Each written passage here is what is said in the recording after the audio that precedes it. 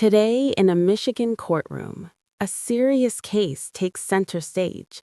Ryan Busk stands before the judge, facing disturbing accusations. Prosecutors describe a night of chaos, a broken door, a frightened victim, and claims of forced entry. The court listens closely as details reveal a dangerous situation that could change everything. Right there. Court does call the case, People State of Michigan versus Ryan Busk. Alexander, on behalf of the people, Your Honor. And good afternoon, Your Honor. Miles Drew on behalf of Mr. Busk, who is standing to my right, P number 84554. Mr. Busk, could you please state your name for the record? Ryan Michael Busk. And Your Honor, I do believe that your staff should have in their possession by now a substitution of counsel. I was retained yesterday on Mr. Busk's case, and I believe I have received all the documents the public defender's office had from the prosecutors related to their motion. If you don't, I do have a blank copy. It appears my staff had the judge's name wrong, but I do have a blank copy that I'd be able to sign and provide to the court now. You see it? No, I do not see it. 84554. Mr. Kearney, could you sign off on Yeah. on that? Thank you. Sweet. Okay. Yeah, happy to put it on a CAO form. Okay. Have a nice one. Good job. And Your Honor, may I approach? Yes. Oh, Well, that's okay. thank you, officer.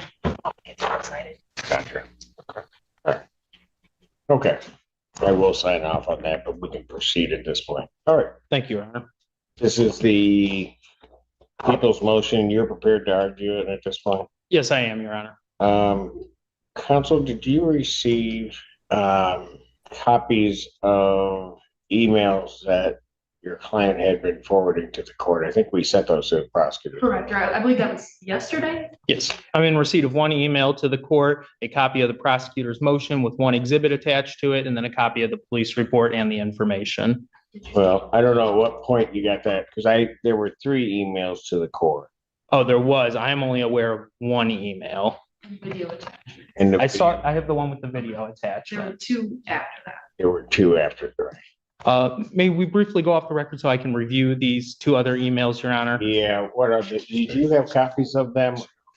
What was that? I have copies, Your Honor. Okay. Email. Can we, no, here, well, I've got our copies, so you can, I'm gonna step off then so that he can go through that and talk with his client before we continue on. Thank you for that opportunity. Court stands in recess.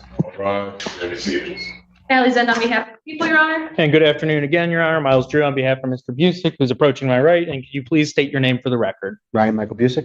All right, thank you. Go ahead. This is your motion. Thank you, Your Honor. At this time, people are going to be requesting our original request of a $50,000 surety bond. In this case, defendant was granted a PR bond. However, the facts of this case are extremely concerning to people. In this case, the defendant went to the victim's residence and was almost interrogating her and accusing her of infidelity. He banged on the door, was told to leave by her. He then forced his way into the home, breaking the door. Officers, when they arrived, saw broken drywall. The door was off the frame. The lock, the deadbolt was still in the lock position. After entering the house, the defendant then grabbed the victim and threw her onto a bed and was continuing to interrogate her about who she had at the residence. He then pulled down his pants and underwear to his knees, exposing himself, and she stated that he then tried to rape her. While this was happening, he was continuing to interrogate her about infidelity. She was then able to kick the defendant, run away out of the room, and exit the home, where she began to yell for help. Neighbors heard her calling for help.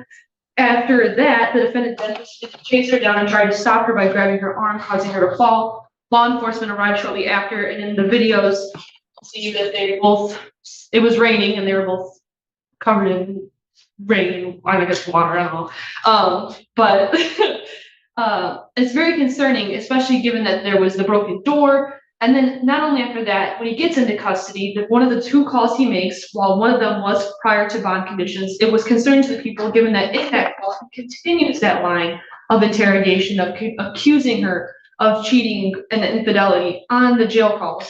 And then the next day, when he's arraigned, after he's arraigned, he calls her again, violating his bond.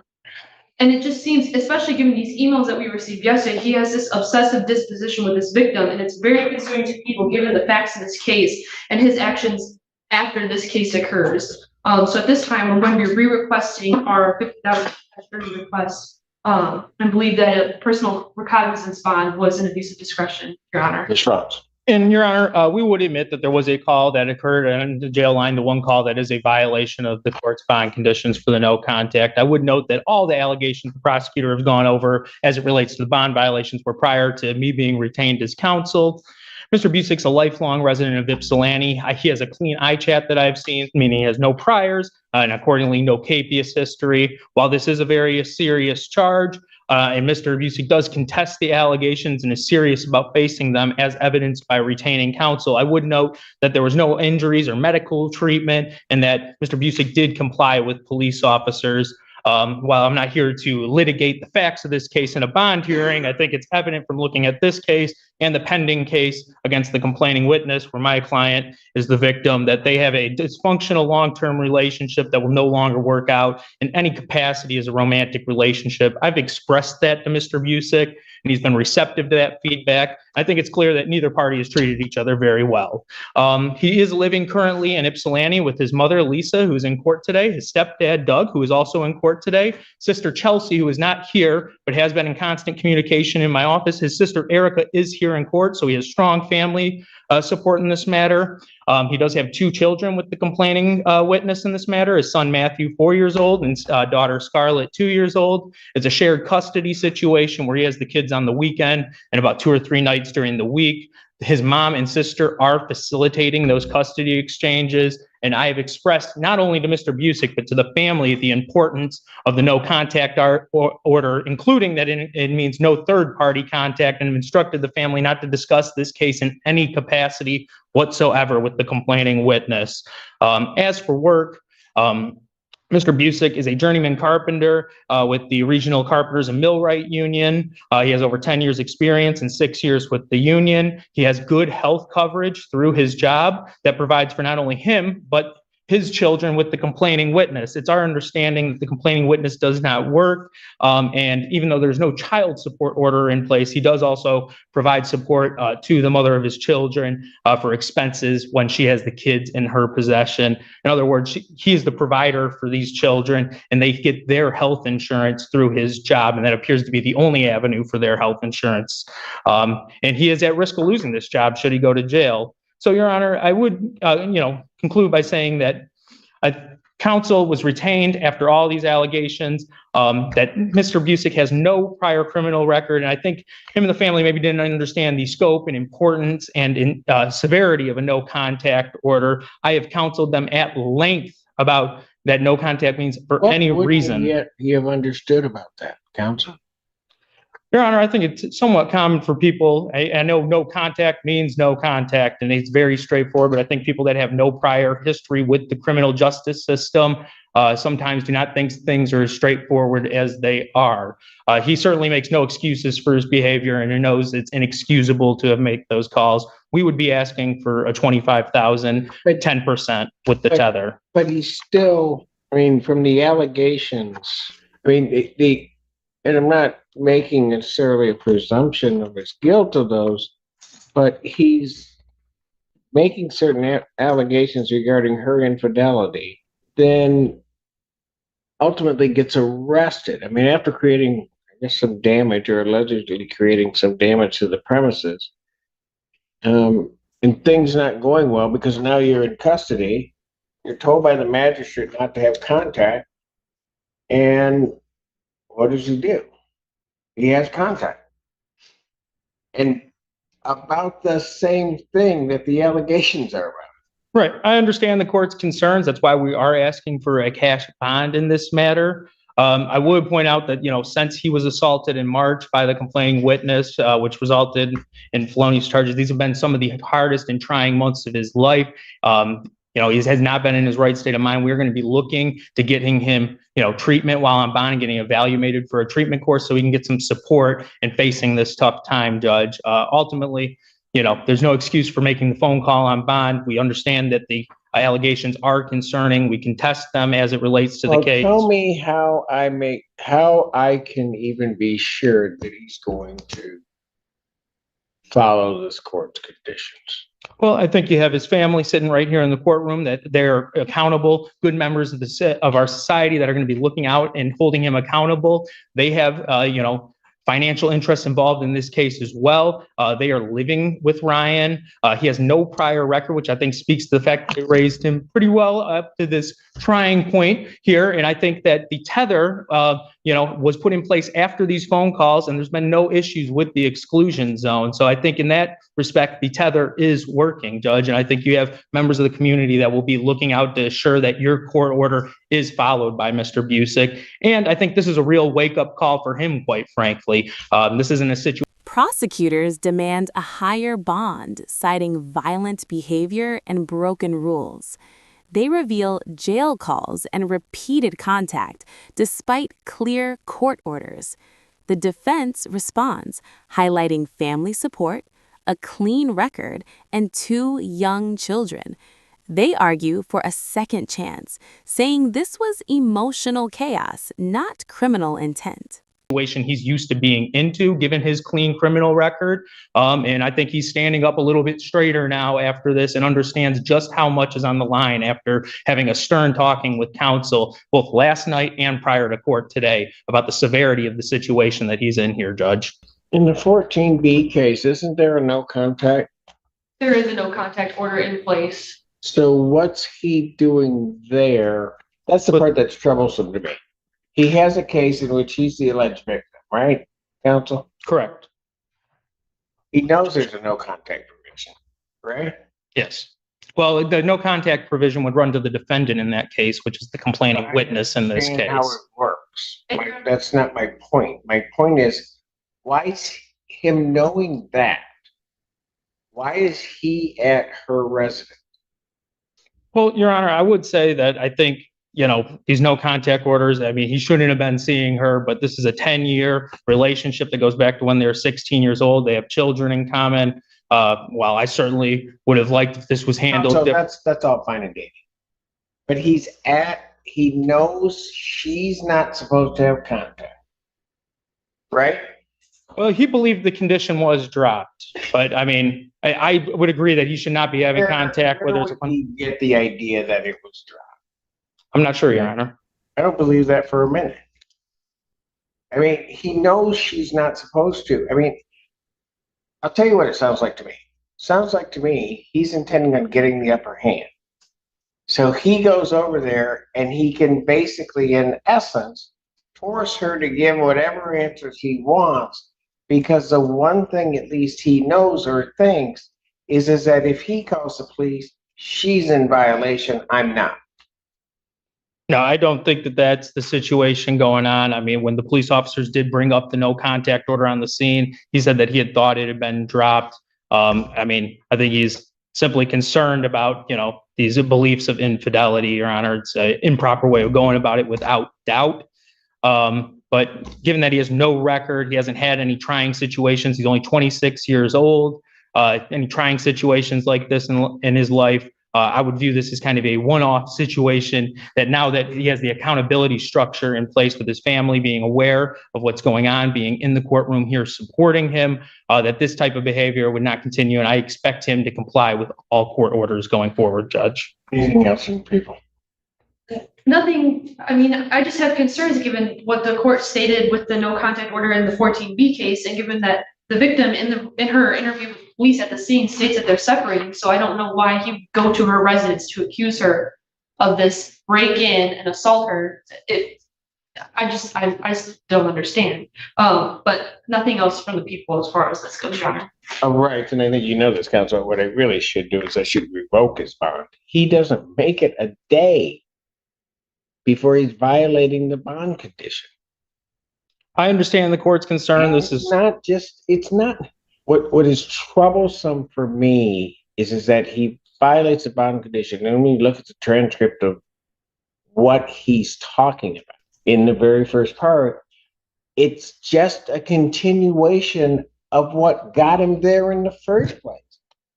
And I think this. Sorry. Go ahead. I was going to say, I think the stern talking to that I've had with both him and his family about the, concerning nature of these allegations, the phone call transcript. I think that he's been very receptive to my feedback, and I don't see that this being an issue going forward. This was, within a day of the incident, his emotions were still very, high in charge. It's obviously no excuse for doing what he did, but given that Counsel, that's part of my problem. Part of my problem is it doesn't seem that he can de-escalate, because he gets involved in this thing, gets arrested. This fixation that he has on this infidelity, even after he's arraigned, even after he's warned, admonished what he can do, what he can't do. Within hours of that, he can't step back. He just can't. I understand the court's concern. I would say, while I would not have advised him to send any of those emails to the court, the fact that he's reaching out to the court, not to her, is some indication of change from the, Friday before. No, it's really not. He's not reaching out to her. I certainly would not have advised him to send those emails, and I have instructed him going forward not to do anything like that and to run anything he's doing with these cases through counsel going forward. Ms. Sender. Even the emails are concerning. In the emails, he's trying to get her in trouble, trying to use this as leverage against her in the other case. He just can't stop. Even if it's not contacting her, it's this continued obsessive feelings towards this victim. I'm certainly not pleased with the emails being sent, but I would note that it does appear that there are potentially bond violations on the other case. That's not a concern for this court here, but it's not like he's faking up and frivolly. Why is it even his? Your Honor, I have no good explanation for that. Tell me what your client's purpose in sending those to the court. What was the purpose in sending those to the court? Wanted to alert them of the bond violations that have been alerted of in his case, Your Honor. It's not anything that he's proud of, but, he was going to change his actions going forward. It's not my court. He knows what court it's in. Why is he sending it here? I think people commonly get confused about the 14th. Counsel, look at the very first email. He's not confused because he's real clear about what he thinks is happening with her defaming him. I meant the confusion about 14A or 14B, Judge. I understand. But I'm saying, why did he send it here? I'm not the judge. He knows it. He's not confused about what court it is at all. Well, I think he did believe he was reporting it to the court of record, albeit mistakenly, Judge. Is he going to tell me that if I put him under oath that he thinks he's sending it to the right place? Yes, he was. There is no way. Why is it coming right now? I sent it. When were those videos taken? When were those videos taken? About a month ago. And that was. She's got a winter sweater on in like May? Really? So if you had them for a month and you think you're contacting that court, what took you so long? There's no excuse for the timing. No, what took him so long? This is his story. He's trying to convince me that he can behave. Would you like me to speak? Go ahead. So I didn't want to contact the court because, yes, we were working on things, and I spoke in front of you, and I believe that the no contact was dropped so we could start to work on things. I came in front of you and said that during her case one day.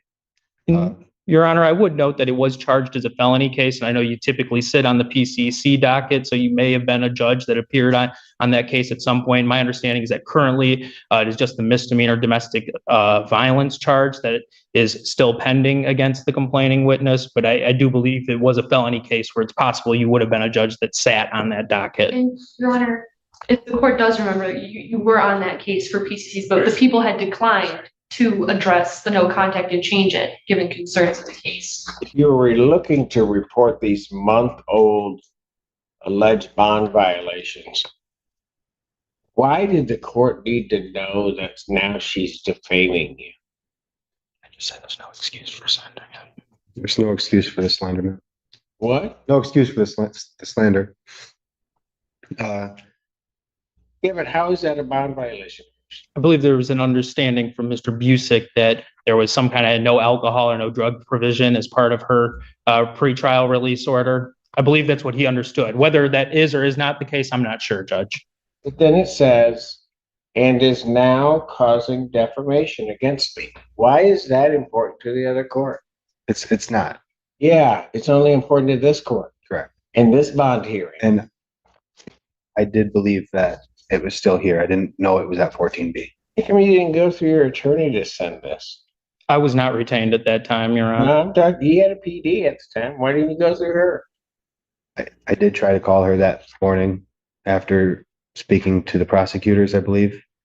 But I was at work and I missed her call back When, yesterday? yesterday, yes. So you just decided that you just send it? Well, yes, I did. I called the courthouse on my break and I said, where do I contact breaking bond? I should not have. Your Honor. Why was it so important for you to report her breaking bond? Let's assume it to be true. Why was that so important right now? Well, it was Careful how you answer me. correct. It Because, no, listen. Why was it so important to do that? You had just received an emergency bond motion to change your bond. You then start sending stuff. Why is it so important to now report what you say is a month old? I think they're older than that. The month-old video. Why is it so important to do that this week? I wasn't thinking, Your Honor. Why was it so important? I don't care. What was your thinking? Whether clear or not, what was your thinking? Say something to me. I mean, I really wasn't thinking. I really wasn't thinking clearly. I'm not too sure. I suspect the court could hear Mr. Busick there. I mean, I he has no justification. He clearly wasn't thinking straight. I mean, I think he was feeling the pressure of the bond violations in this case, was aware that, or thought he was aware that she may be violating her bond. There's no good justification. There's no answer that we're going to provide you, Judge, that ultimately so what satisfies makes you. me not believe that as he feels the pressure of this case, that he doesn't lash out, do something? Well, I think his children. Why would I believe that? He had counsel at the time.